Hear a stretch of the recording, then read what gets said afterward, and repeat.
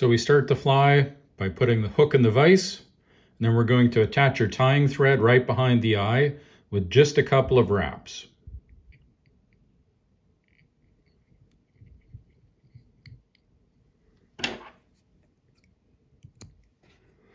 We can then go and attach our scud back. Now we start by taking the piece of scud back and using our scissors, cut it to a point, and that's so it'll make it easier to attach. Now I found the easiest way to do this is to place it up against the side. We're going to do a loose wrap to catch it, then tighten up.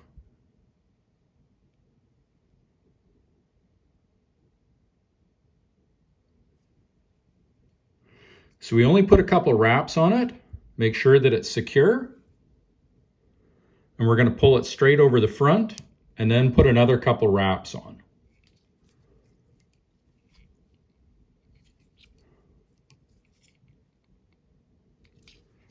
And the whole time we're keeping our thread nice and tight up to the eye. So the next step is to attach our bead chain eyes.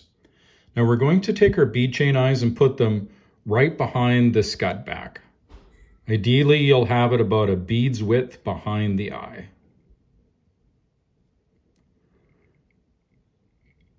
So we do a wrap over one way, another one, then another wrap going the other way. Go in and adjust your eyes, make sure that they're secure and in the location that you want. And then you can go in and make further wraps alternating.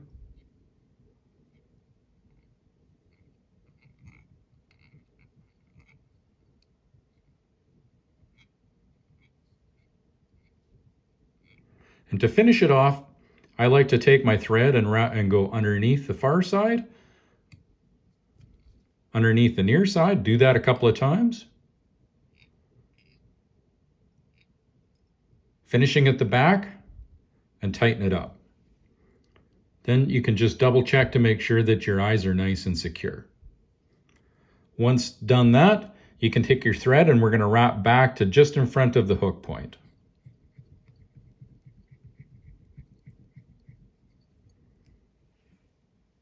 So now to attach the wire. We're going to wrap this back to just starting into the bend.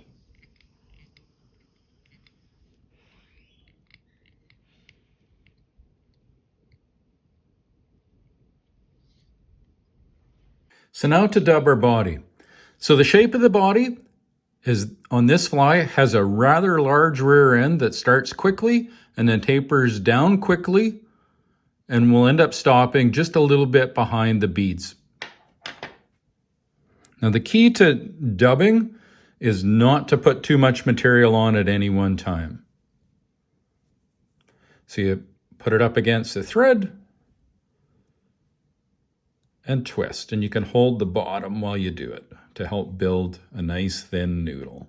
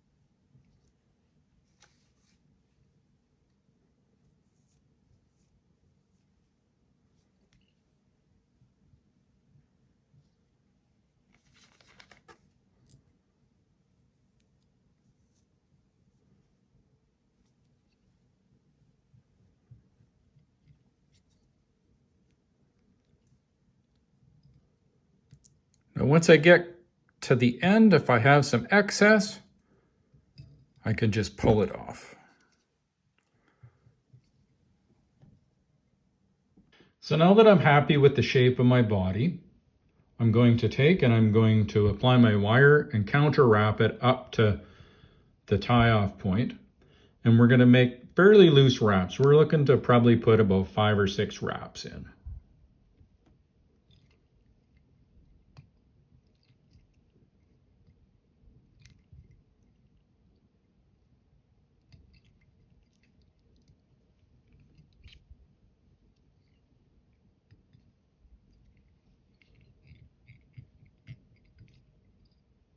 And we can helicopter our wire off.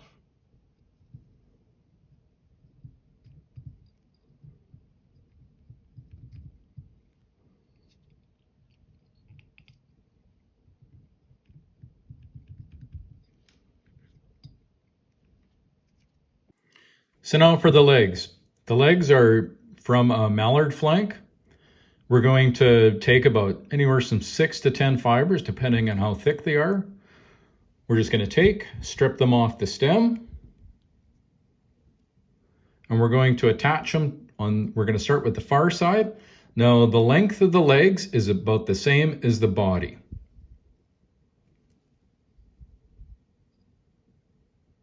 So I line them up.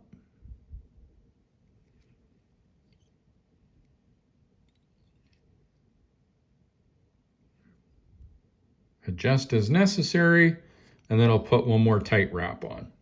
And I'm going to go back and I'm going to do the exact same thing on the near side.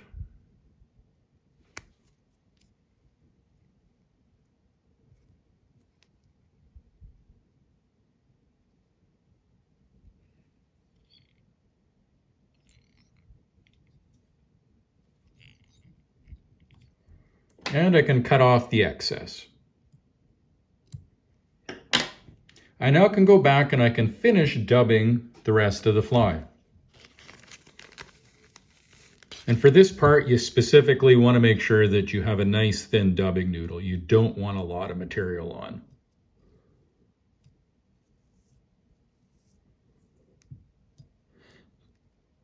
If you end up getting a bit too much on, what you can do is by holding the bottom, as you spin, you can kind of stretch it out a little bit.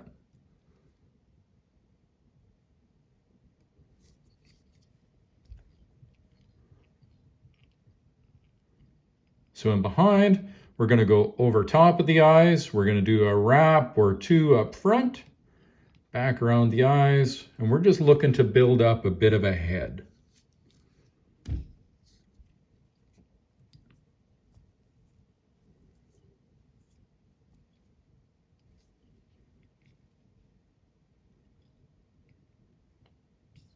Okay, now that we have enough material on, we're going to take our scud back.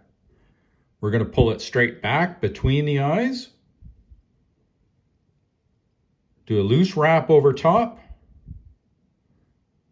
Come up. And then tighten the thread. By doing this method, what it does is it cinches the material straight down onto the hook. If you apply even pressure all the way around, it has a tendency to twist it. So we just put 1 or 2 wraps to make sure that's secure.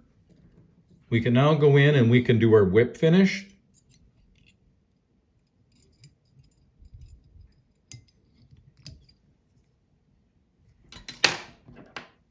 Remove our thread.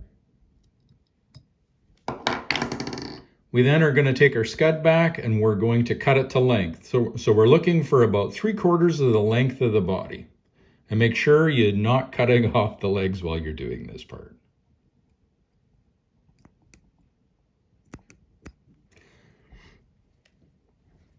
Now, for the last part, and it's optional on this, is to go in on your fly and to cut a V in the back. Now, I find that it's actually easier to take the fly out of the vise, and it's just easier to manipulate it and get it cut out. And this is where a good pair of sharp scissors really comes in handy.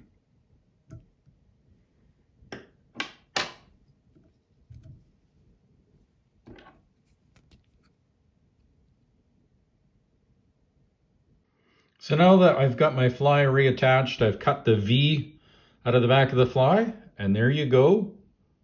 One double D or Dub Dragon's Nymph.